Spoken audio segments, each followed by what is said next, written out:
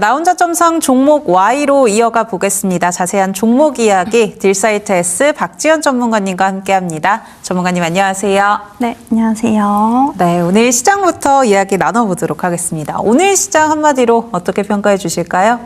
네, 오늘 시장 일단은 방향을 조금 준비하는 시간으로 제가 정해봤는데 지난주 금요일 단기 급등에 따른 일부 매물을 오늘은 조금 소화하는 날이 아니었나라고 생각이 듭니다.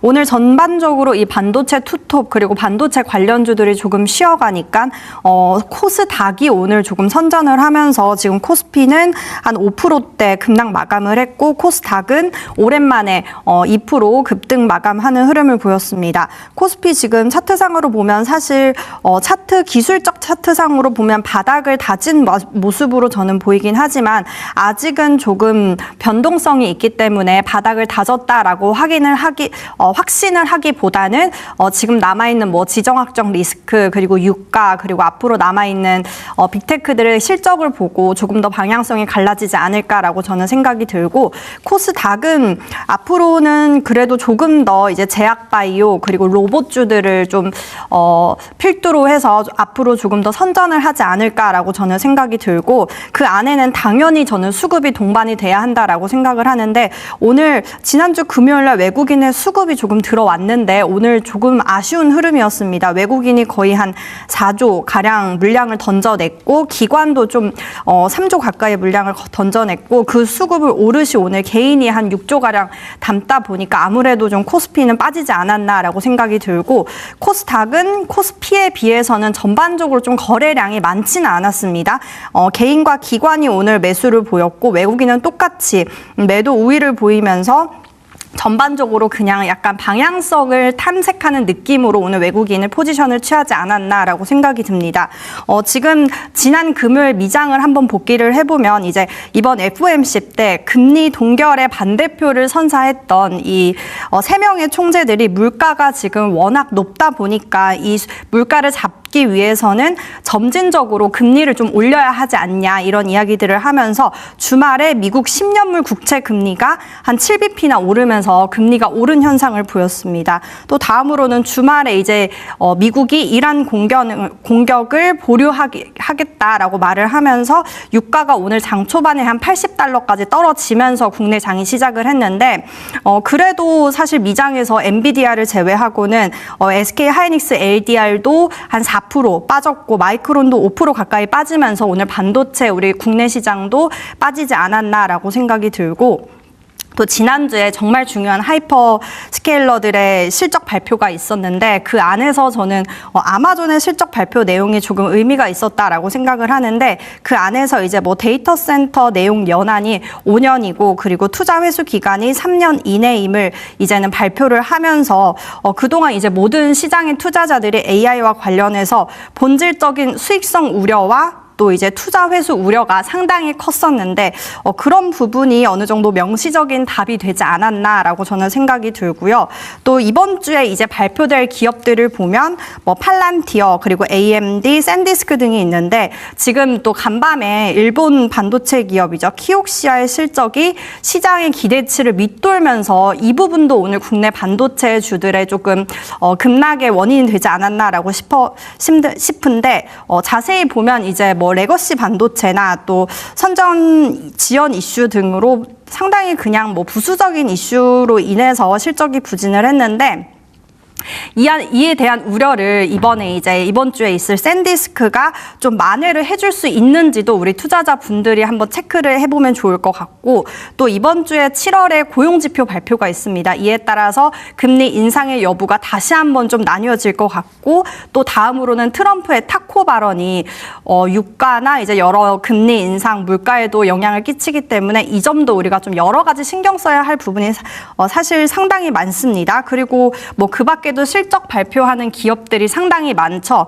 팔란티어 그리고 제약바이오 안에서는 일라이릴리, 노보노디스크 등 실적 발표를 하기 때문에 이에 따라서 국내 코스닥 제약바이오에도 어느 정도 조금 영향을 끼치지 않을까라고 저는 생각이 들고 이제 전반적으로 보면 국내 시장은 바닥을 통과했다라고는 사실상 생각이 들지만 현재 지금 미장에서도 높은 금리와 또 수급 측면에서 지금 외국인의 지분이 계속해서 좀 높아지는지를 다시 한번 좀 확인을 해야 하지 않을까라고 생각이 들고 여전히 조금 변동성이 앞으로는 더 예상이 되지 않을까라고 생각이 들면서 앞으로는 우리 투자자분들이 레포트에는 어느 정도 실적 위주 실적이 이제 기반이 되는 종목들을 담아서 가지고 가는 게 좋지 않을까라고 정리를 해보도록 하겠습니다. 네, 국내 증시 매부를 좀 소화해내면서 방향성을 탐색하고 있는 구간인 것 같은데요. 이 가운데 상승으로 올라갈 때 기회를 같이 한번 포착해 보고 싶다 하신다면 하단 통해서 박지연 전문가님과 함께 보시길 바라겠습니다.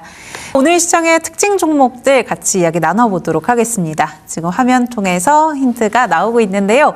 20만 닉스, 24만 닉스죠. 네, 지금. 네, 삼성전자, 또 SK 하이닉스 이야기 아닐까 싶습니다. 정답 같이 한번 확인해 보시죠. 네, 삼성전자 이야기해 주실 것 같습니다. 반도체 오늘은 좀 쉬어갔는데 이제 본격적으로 좀 기대를 해볼 타이밍이 됐을까요?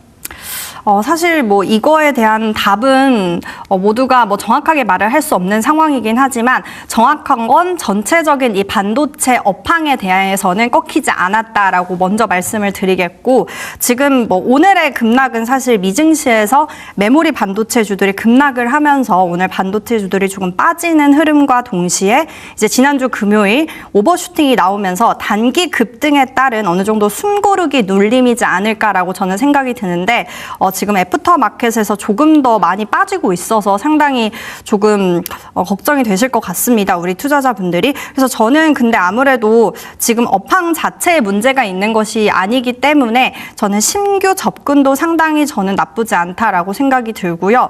지금 반도체 관련주 그리고 우리 대형주들의 차트를 보면 상당히 다 비슷해요. 뭐 삼성전자 그리고 SK 하이닉스, SK 스퀘어 다 차트가 비슷한 흐름을 보이고 있는데 사실 이 종목들은 단기성으로 가지고 가기보다는 조금 중장기적으로 저는 가지고 가면 좋을 것 같은데 그래서 중장기적으로 봤을 때 오늘 장에서는 사실 뭐 SK 하이닉스 그리고 SK 스퀘어도 한번 신규 접근으로 담아도 저는 나쁘지 않다라고 생각이 들고 이제 삼성전자의 잠정 실적 발표 나왔고 확정 실적도 지난주에 다 나왔죠. 실적 발표를 다시 한번 복기를 해보면 지금 컨퍼런스 콜에서 장기 계약에 대한 구체적인 발언이 저는 상당히 유의미하지 않았나라고 저는 생각이 듭니다. 뭐 지난주에 미국 하이퍼스케일러 실적이 상당히 많이 나왔죠. 뭐 아마존, 메타 상당히 많은 기업들이 발표를 했는데 거기서 공통된 말들은 사실 현금 흐름은 조금 악화되고 있는데 자본 지출은 더 확대를 하겠다 이런 식으로 말을 했습니다. 사실 뭐 큰 차이점은 없다라고 저는 생각을 하지만 삼성전자는 이번에 정확하게 말을 했죠. 전체 생산 능력의 최대 70%를 5년 동안 장기 계약으로 묶는 동시에 또 일부 계약에서는 선수금 조건까지 지금 포함을 시켜서 어느 정도 사업 구조의 안정성과 또 수익성을 동시에 극대화를 하겠다라고 밝힌 점이 저는 상당히 의미가 있지 않았나라고 생각이 들고 또 컨퍼런스 콜에서 또 더해서 이런 얘기를 했죠. 세계 5대 글로벌 데이터 센터와 계약을 완료를 한 상태고 또 추가적인 AI 분야 고객사와도 협상을 지금 계속해서 활발하게 진행을 하고 있다라는 이런 점이 저는 상당히 유의미하지 않았나라고 생각이 들고 이번 삼성전자의 확정 실적 발표가 우리 반도체 시장의 핵심 터닝 포인트가 되지 않았나라고 저는 생각이 들고 그래서 이 반도체 전반의 요지는 메모리 캐파의 이제 70%를 5년 동안 장기 계약을 진행을 하면서 이제 우리 투자자분들이 우려를 했던 반도체 업황 변동에 따른 흔들림은 어느 정도 차단이 됐다라고 저는 생각이 들고 그리고 지금 계속해서 디램과 낸드 가격이 계속해서 올라가고 있습니다. 이 또한 이제 반도체 업황에 대한 문제는 사실 걱정을 하지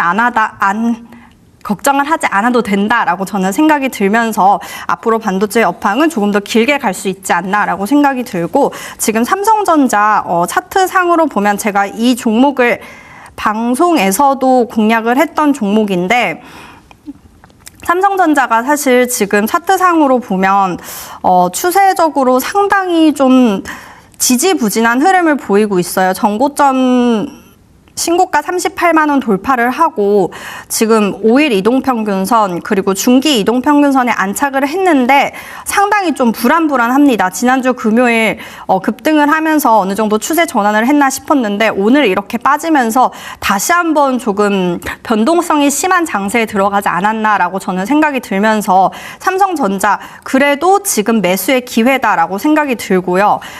대신에 단기적으로 보기보다는 조금 중장기적으로 보면 좋을 종목이고 SK 하이닉스도 차트가 비슷하기 때문에 뭐 삼성전자, SK 하이닉스 둘 중에 내 포트 그리고 내 현금 상황에 맞는 종목을 내 포트에 좀 담아두면 좋을 것 같고 지금 뭐 앞으로 반도체 쏠림은 지속적으로 되지 않을 것으로 보이지만 그래도 반도체 종목은 꼭 삼성전자 아니면 SK 하이닉스는 꼭 담아가야 하는 종목이지 않을까라고 저는 생각이 들면서 오늘의 조정은 매수의 기회다라고 정리를 해보도록 하겠습니다.